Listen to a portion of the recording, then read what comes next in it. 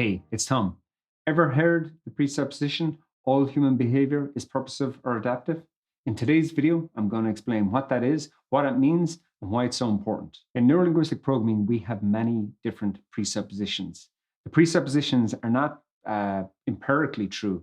They're rather a point of view, a perspective that if we hold, allow us to become much more effective in making ourselves flexible and adaptable to the world, but also critically when we're working with other people to allow us to be able to move from a fixed point of view, a rigid way of thinking, to begin to look at how can you adopt a point of view that is useful in helping you accomplish the goals, the outcomes that you want.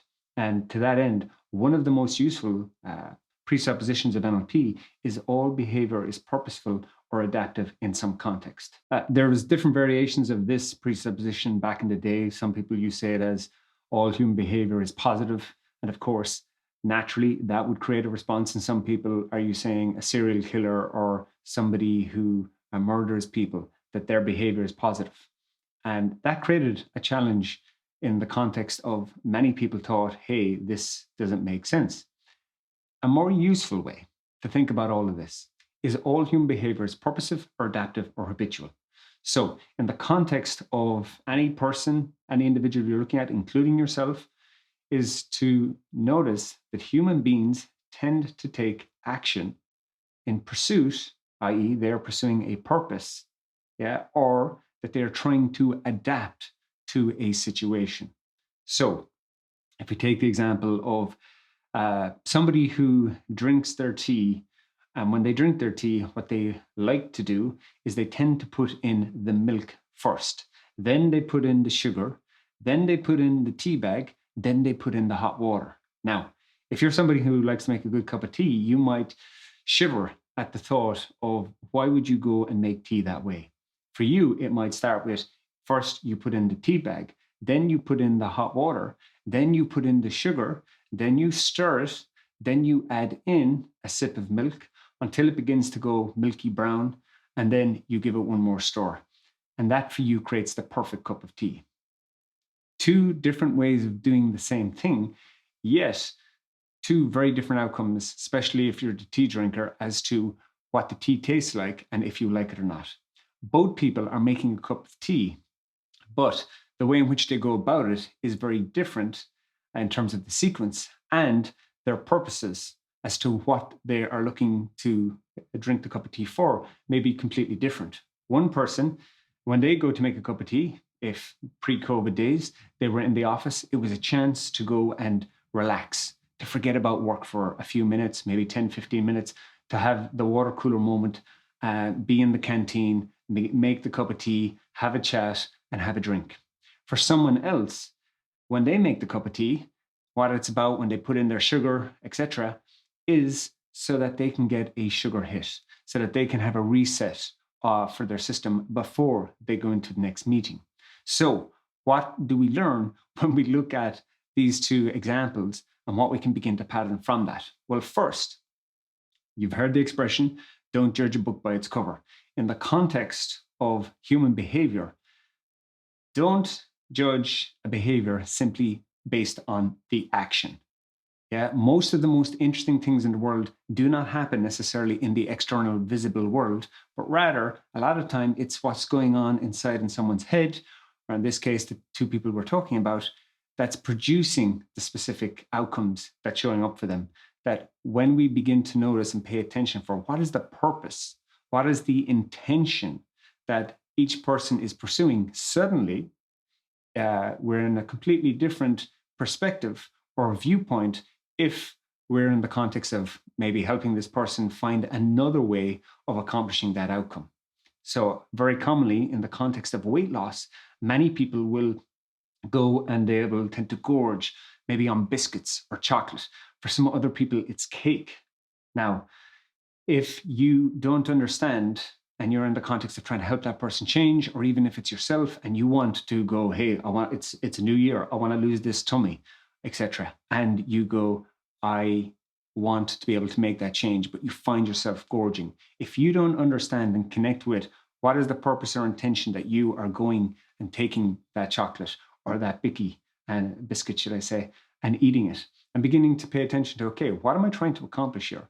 What's my intention? What's the purpose behind that behavior?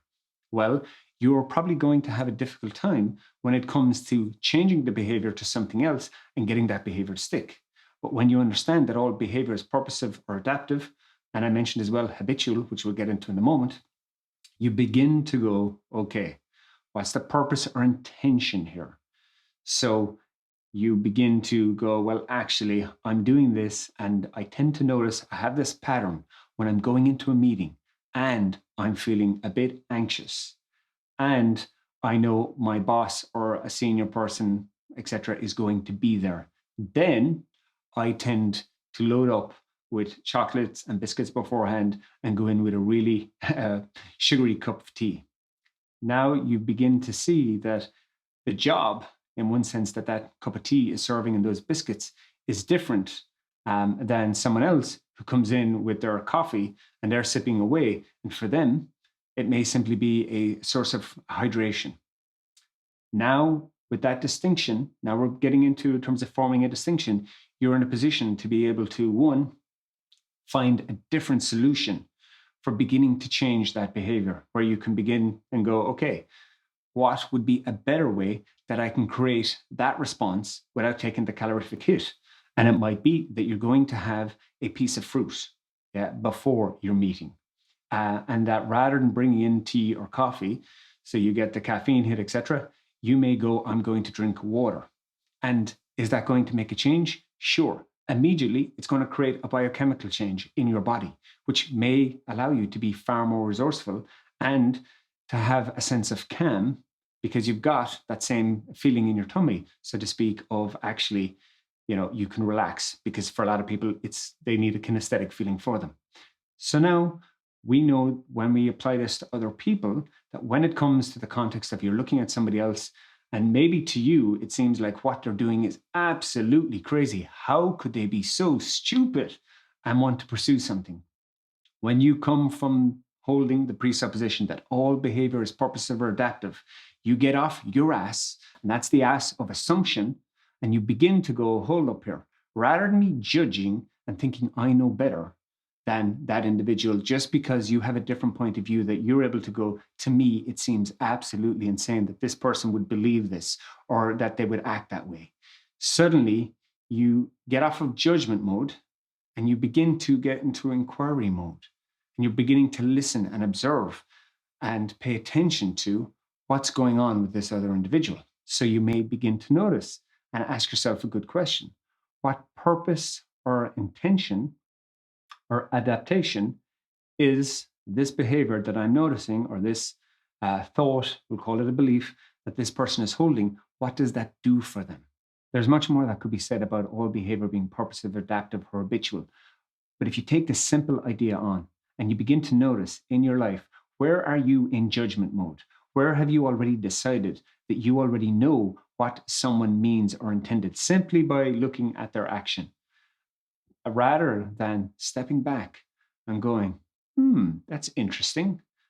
That person is doing something, especially if it's something that you wouldn't do, because you have your ways of doing things. And those ways, from your perspective, your point of view, make perfect sense to you. But if you see somebody doing something in a way that's different from you, and especially if it's a way that you disagree with or you think isn't the smartest or savviest way of doing it, begin to notice where you're in judgment and then inquire. What is the purpose, function, adaptation that that particular behavior is serving for that individual? And you're going to start to generate some ideas of what else might be going on. And if you have a relationship with that person, or you can inquire. If we go back to the person with tea, hey, how come you always put the water in with the tea bag and the sugar, and you do it that way, rather than, when I make a tea, I always put the milk in. And then you get into an exchange, and that person starts, connecting with you, and they're going, dude, don't know what you're doing. Why would you ever put milk in first? That's just totally weird. And you have a bit of a laugh, and you begin to build a bridge of understanding about how each person operates and how behaviors can have different purposes that aren't visible to the naked eye. But through a conversation, you can begin to pattern and get that critical bit of information so you can understand, or in this case, construct a meaning as to why people are pursuing different patterns of behavior. If you're a coach or a people helper, this one distinction can make a huge difference to how you interact and engage with others. And also, when you are working with yourself, if you're looking to make a change, if you're looking to improve your life, rather than saying, this is just the way I am, which is one of the surest ways of eliminating any possibility for growth or change in your life, instead, be compassionate. Begin to inquire, what is the purpose or adaptation? If you're just trying that lens on, that this particular behavior, when I do that thing, what is that serving? And if it's not getting you the outcome that you want in life, begin to ask yourself, what could I do instead? What's another way I could fulfill that purpose or function that this particular chunk of behavior that I'm doing is serving, such that I don't need to do it the old way, but the new way? Wow. If I did it like that, that would be cool. It would be a lot easier. It might be more rewarding. And that's how you begin to make change for yourself.